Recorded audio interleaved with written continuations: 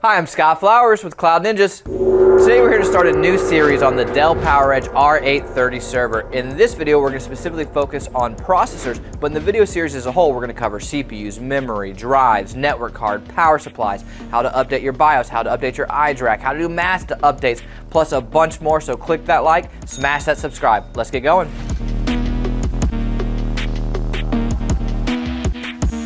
Well, hey, thanks for stopping by today to learn a little bit more about the Dell PowerEdge R830 server. Do us a favor, if you find anything that helps you in this video, click that like, smash that subscribe. All right, we'll top in. So in this video, what we're going to do is going to be our first video in the series, and we're going to cover CPUs. So what we're going to do is cover some general information about the CPUs as a whole. Then we're going to hit some of the recommended processors, because we get asked all the time, hey, what procs do you recommend? And really depends on the application, but we'll get into that. And then what we're going to do is physically show you how to remove your old processor and install a new processor and upgrade it. So let's just hop into all the fun stuff. All right, let's start with some general information. So the R830 can get up to 4 CPUs, and in order to do that you can put 2 on the main motherboard, and then there is a PEM or a processor expansion module. Most people just call it an expansion board. That expansion board you can put on top, and we're going to actually show an install of that in this series as well. And when you put that on top, you can drop in 2 more CPUs and get 4 CPUs as a whole, which is a pretty cool feature to get 4 CPUs in a 2U form factor. That's kind of rare. It's not something that's really made nowadays, to be quite honest, but for the 13th gen, that was one of the cool features of the R830, was having 4 CPUs inside. It's an LGA 2011-3, which means that it's going to take Intel Xeon E5-4600 V4 series processors. So what CPUs do we recommend? Well, really that depends on your budget, your application, plus a bunch of other things for that matter, but those are 2 of the main factors. So we like to break it down into 3 categories. We have our low end, our value, and our high end. And really it's kind of self-explanatory, right? The low end is going to be cheaper, lesser specs, very budget-friendly processors. The value is going to be that kind of sweet spot in the middle, where it's going to be more expensive than the low end, less expensive than the high end, but still offers some pretty good specs overall. And then the high end is really just going to be some of the best processors in the series as a whole.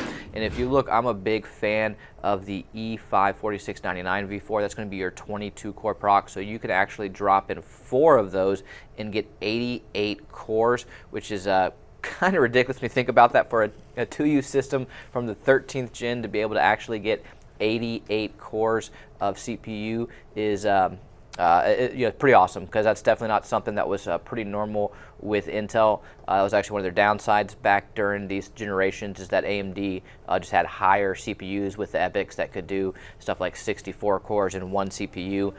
So this is a nice solution to be able to get more cores and still use Intel. All right, so now we are going to go ahead and show you how to do the install and remove your old processor. We laid out everything in advance on what we're going to need. So it's just going to be a regular Phillips head, the CPUs that you're going to be installing, and then we have a rag to clean the old thermal paste off of the heatsink, and some new thermal paste to add on there. But before we handle the parts, let me grab my ESD gear. I'll be right back. Hey, this is Mason with Cloud Ninjas, and today I'm going to be showing you guys how to install your processors into your Dell PowerEdge R830 server. As you can see, we have our ESD gear on and we're ready to go. As you can see, we have our required materials here on top of the server. Let's go ahead and set these to the side. We'll go ahead and pop our latch and lift our top, just like any other server we've been in before. So as you can see, when we're looking inside the server, we have this second motherboard that is on top of the main motherboard of this chassis. This is called a processor expansion module.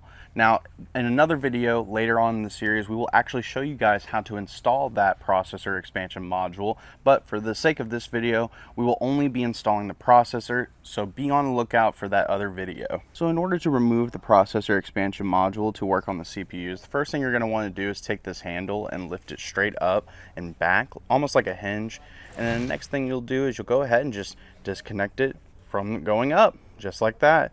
Pretty easy, right? All right, and so now looking at this processor expansion module, we're going to go ahead and grab our Phillips head screwdriver.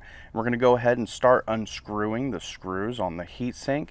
Typically we like to unscrew in a X formation, just going little by little on each screw, just like this. Most of the time I like to compare unscrewing the heatsink from the motherboard like unscrewing the lug nuts from your tire. It'd basically be the same process, going in an X formation, just to make sure that we're not damaging the motherboard by unscrewing the heatsink and then causing the motherboard to break because on one side it has more force than the other. Definitely don't want to run into that issue. So simply just go ahead and unscrew the heatsink in an X formation so that way you don't run into that problem. Once all those screws are unscrewed, we can just simply lift up this heatsink and then set it to the side. And now we can actually see our processor in the CPU socket. So we're going to take both our thumbs and then press down on this lever over here, lift that up. And then the next thing we'll do is lift this lever up by pushing it down and out from under the hook that is keeping it secure. And then we can go ahead and then lift this bracket up. And so now we have access to the processor and the socket. So now all you need to do, just lift the processor up from out of its socket. And there you go. That's how you remove the processor from your Dell PowerEdge R830. We have our old processor and heatsink here. And so we're going to go ahead and take our clean rag and start cleaning off all this old thermal paste. Typically we like to clean the old thermal paste off of the processor and heatsink to the side of the server, because if you do it over the server, you might accidentally end up flaking off all that old thermal paste into the motherboard or the DIMM slots or the CPU socket itself. So to avoid those issues, just make sure that you're cleaning off that old thermal paste to the side of the server and not over it. Now that we have all that old thermal paste cleaned off from both the processor and this heatsink, let's go ahead and start installing the new processor into this motherboard. Once you're back into your server, go ahead and take your processor, and we want you to take a look at the corner that is located right here. In this corner you will see a gold triangle, and that gold triangle is going to indicate where to actually place the processor in the socket. So right here on the motherboard you'll see this triangle that's located here.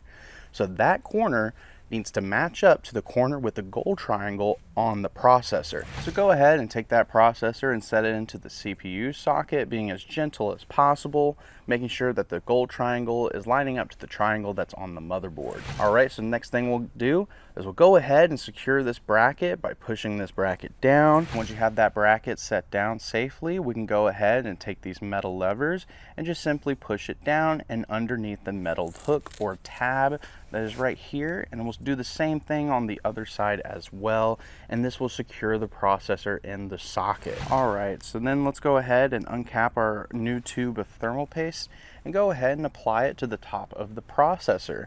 Now typically this starts a war in the comment section. Sometimes people say we use too much, sometimes they'll say we use too little, but really you just want to find a nice even balance of thermal paste to put on top of the processor. As you can see, we didn't put more than maybe a coffee bean size of thermal paste because this isn't a big processor, it's kind of small. So we're being very diligent and making sure that we put the nice even balance of thermal paste on that processor, because you don't want to put too much or else it'll leak over and get into the motherboard or the DIMM slots, and you don't want to put too little or else your CPU might overheat. So just make sure you're putting a healthy amount of thermal paste on that processor and making sure that it's a nice even balance. Once we have that thermal paste on top of the processor, we can go ahead and grab our heatsink and then simply place it on top and then screw it back in. And as you can see, this side on the left is longer, so it's going to be pointing inward. Go ahead and make sure you're screwing in these screws in the X formation, and there you go. You've done it. You've installed your processor into your Dell PowerEdge R830 server. Hey, do us a favor, click that like button and smash subscribe. If you're looking for any custom built Dell, HPE, Supermicro, a Gigabyte, maybe you're looking for an AMD server or a GPU server, we do it all. We have both new and refurbished. So please give us a call or email us at sales@cloudninjas.com. That's sales@cloudninjas.com. Anyways, guys, thanks for stopping by.